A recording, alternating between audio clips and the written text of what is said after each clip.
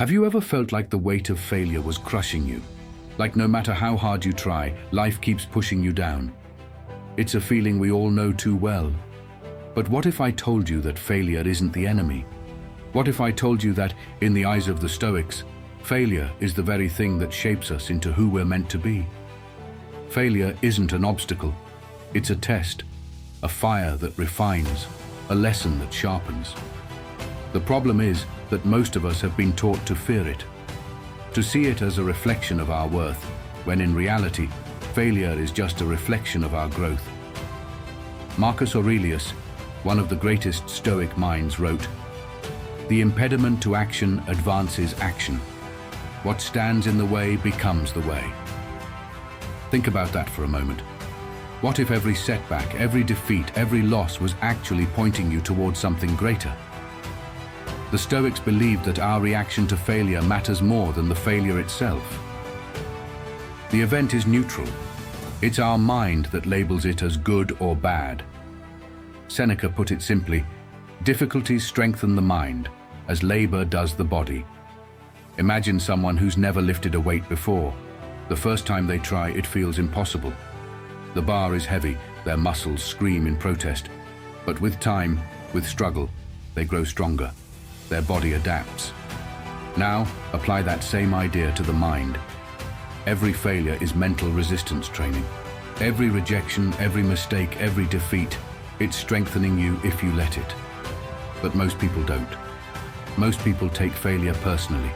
They see it as proof that they weren't good enough, that they should quit, that they aren't meant for something greater. That's a lie. Epictetus reminds us, it's not what happens to you, but how you react to it that matters. Failure is just feedback. It's data. It's telling you something. The question is, are you listening? One of the hardest things to accept is that we don't control the outcome.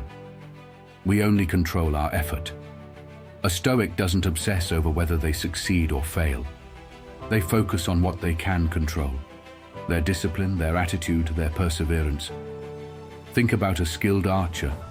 They train for years, perfecting their aim, steadying their hand, mastering their breath. But once they release the arrow, what happens? They no longer control it. The wind might shift. The target might move. The outcome is no longer in their hands. But does that make the training worthless? Of course not. The same applies to us. We do our best, we aim true, but once we take action, the result is beyond us. Obsessing over it, resenting it, fearing it, it's wasted energy. Marcus Aurelius understood this when he said, "You have power over your mind, not outside events. Realize this, and you will find strength." We fail not because life is unfair, but because we expect the world to guarantee us success. It doesn't. It never has. The only guarantee is this: if you quit, you fail permanently. If you persist, you create new possibilities.